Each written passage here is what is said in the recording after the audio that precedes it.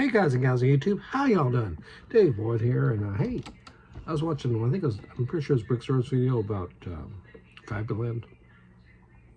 I kind of like that theme myself to some degree, but it's interesting and an important milestone in Lego, I believe.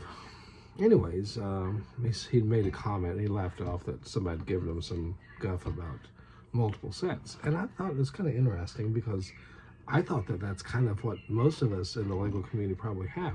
Now, I know set collecting is a little bit different. I mean, like, well, the only set that's right here handy for me, because I really wasn't into sets, is the Cloud City one. And I myself have said, hey, you know, I don't think I wouldn't really like try to have two that are assembled and sitting out and maybe yellowed parts and all the other great stuff. But if I had parts of piece one together until I sold it, I would probably be fine with having a second one. And that got me thinking, mostly what we do, at least in Star Wars, for sure, is probably multiples. I mean, this is a great set. I gotta do this feature because it's just too cool not to. But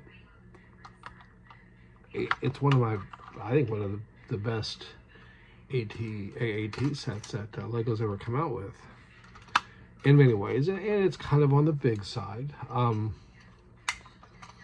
but it's a really great set, and it's quite expensive. And if you're just type collecting, I suppose just having one perfect one with the instructions would be fine, but I think they look better in groups, frankly. Just me. So I've got more than two. I've got a couple of them. Regular viewers know I'm kind of into the AAT lifestyle, shall we say. But yeah. And now one of these was pieced completely together. The other one I believe came to me, might be complete. And it doesn't just start there. Here's the much older, more classic one, shall we say. Even has a little cone blasters down here with the little trans orange pieces. I wouldn't take them off because, you know, they wouldn't probably want to get back on. These are the old UFO pieces, which is, of course, what, 1998, 1997. So those are cool. So that's a nice reuse of those pieces. It's very cool. So that's a cool set. I don't have anything from UFO, but, you know, like this one here.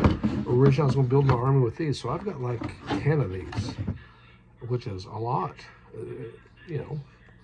But you're probably saying, well, maybe that's Star Wars. So that one, you know, you go on the big screen, you see multiples, of course, where, you know, you're all want to see one Cloud City.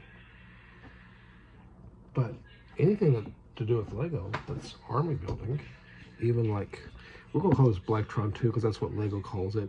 It's also called Blacktron Into the Future, I believe, but it was from 1991. It was literally the last hurrah of the Blacktron. In many ways, it doesn't, in my opinion, it's not really true to Blacktron because it's not really black. It's white and black. It's more like the old Space Police, even their stylized logo. But that's okay. That's, you know, that's quite all right.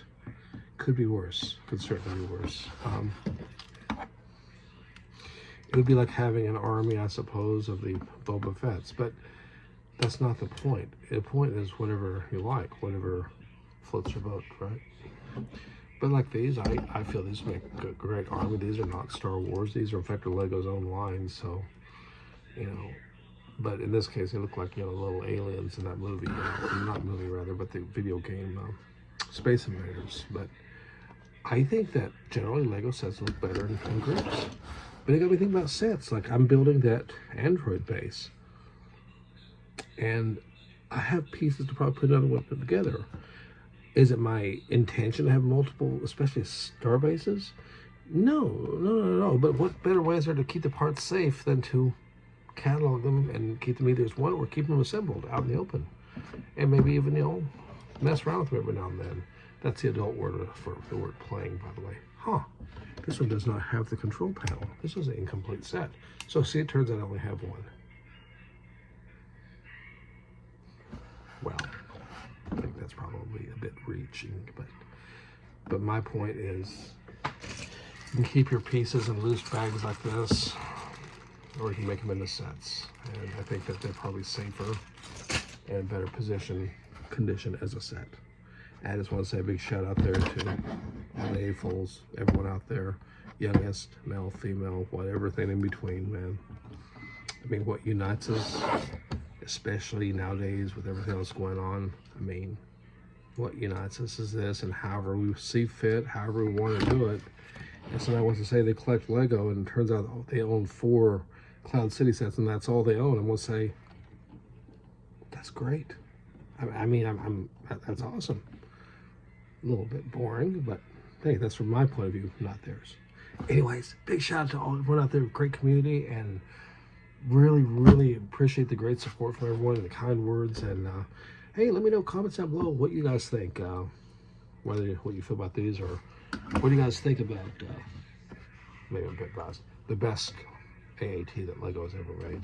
I do, of course, very partial to the 2015 one as well.